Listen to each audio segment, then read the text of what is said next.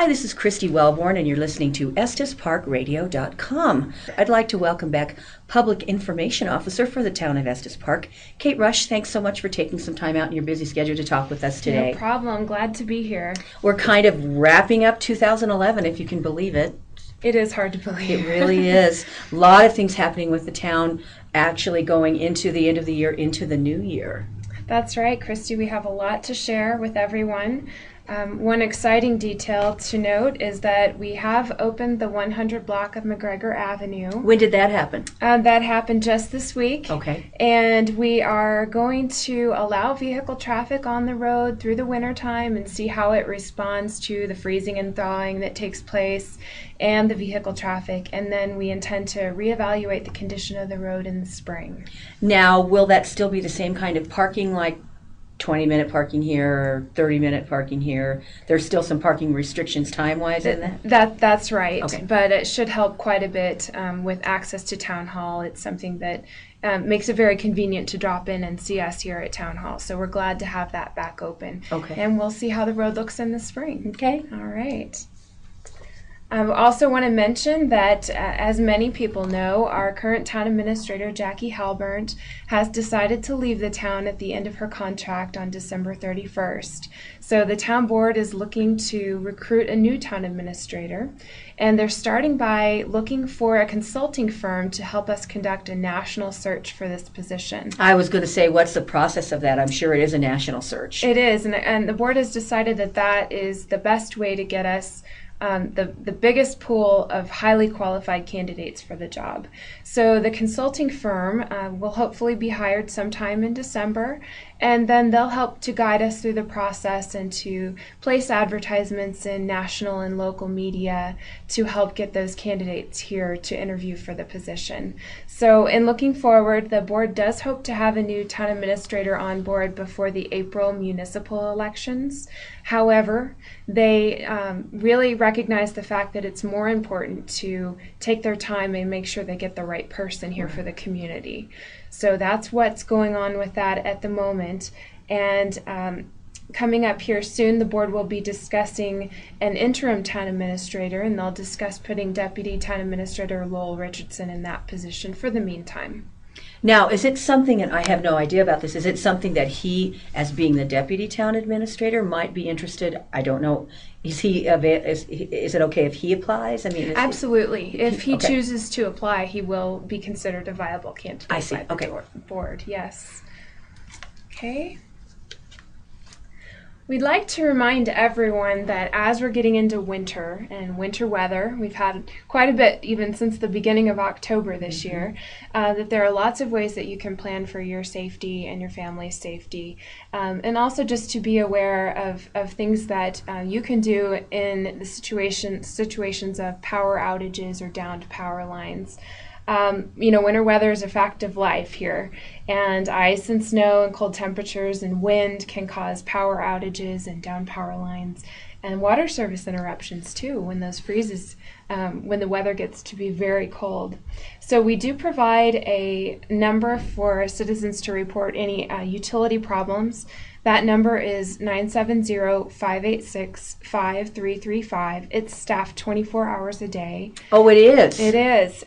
But if you ever see a downed power line, we urge you to call 911. That is an emergency. Dangerous situation. And never go near a downed power line. Always consider power lines to be dangerous. They're not insulated. Overhead lines are not insulated. So it's really important that you contact us so that we can get trained professionals out there to deal with that.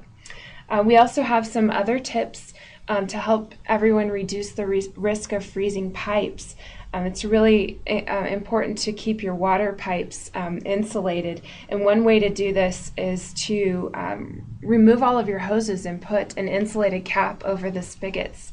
That's something that some people forget to do. Mm-hmm. And it is the property owner's responsibility to handle water line breaks on their property.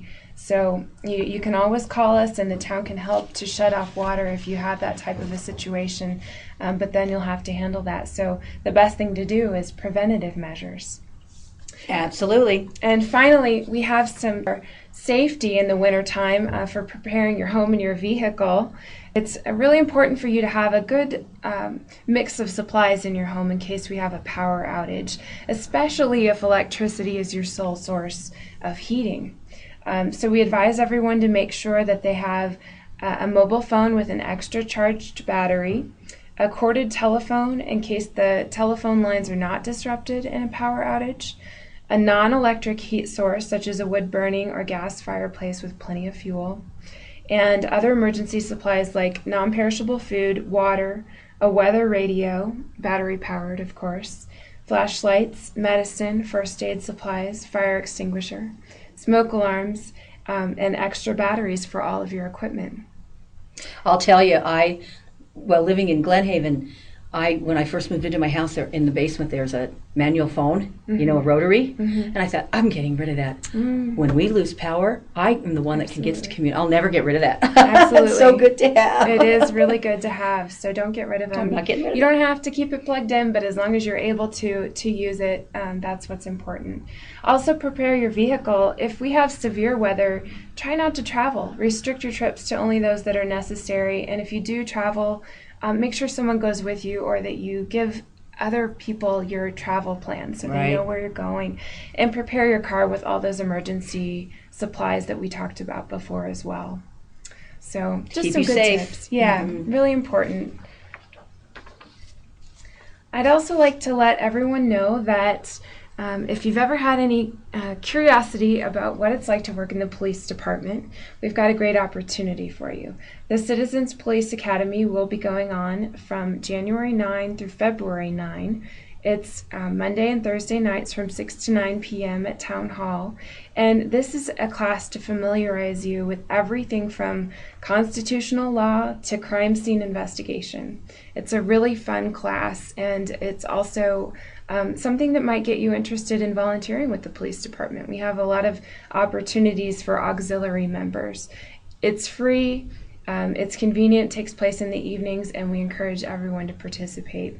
Boy, the people that I've talked to that have taken the course have just enjoyed it thoroughly. That's great. Really to hear. learned a lot and really enjoyed it. That's great to hear. So they can contact the police department. Amanda Nagel is at 577-3822 if they're interested. Okay. And that's January and February, right? Yes, January 9 through February 9. Okay. Yep. And another opportunity to get educated on town government, the annual Citizens Information Academy, otherwise known as CIA, will take place February and March of next year. 2012. Of 2012. Oh. And this actually takes place on Wednesdays from February 8 to March 21 from 1 to 4:30. And we meet here at Town Hall most of the time.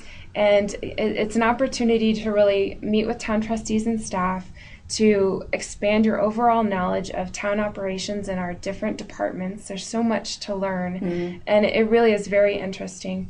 And we also provide an opportunity to learn about other governmental agencies in Estes Park, such as the school, recreation, hospital, library, local marketing, and fire districts. So it's just a really good way to broaden your horizons as a citizen and to really help get yourself engaged in what's going on with government. Well, now both of these, is there a sign-up deadline, or how does that work? Thank you. The deadline here is December 30th. That's a For Friday. the CIA? For CIA, okay. And for Citizens Police Academy as okay. well. Okay. And the information on CIA can be obtained by calling us here at Town Hall at 577-3700. And we'll also be posting everything on our website at www.estes.org. Okay. Well, another good thing to take and really learn a lot about your town and the way it runs and all that. That's right. It's all of our responsibilities to be active citizens. So this is us reaching out and trying to help people get involved. And it really is a lot of fun. And don't both of them have a little ceremony during the... Little graduation ceremony. Yes, that's right. So neat. It is an accomplishment. It is an accomplishment. We like to celebrate. Yes. You've taken your time, your valuable time, and you've learned a lot. And yes, it's neat to have that little present at the end. That's right. Okay, well, lots of good information. Thank you so much for sharing that with us. Thank you. And we will talk to you in 2012. Sounds great. Okay. Public Information Officer Kate Rush. I'm Christy Wellborn, and you're listening to EstesParkRadio.com.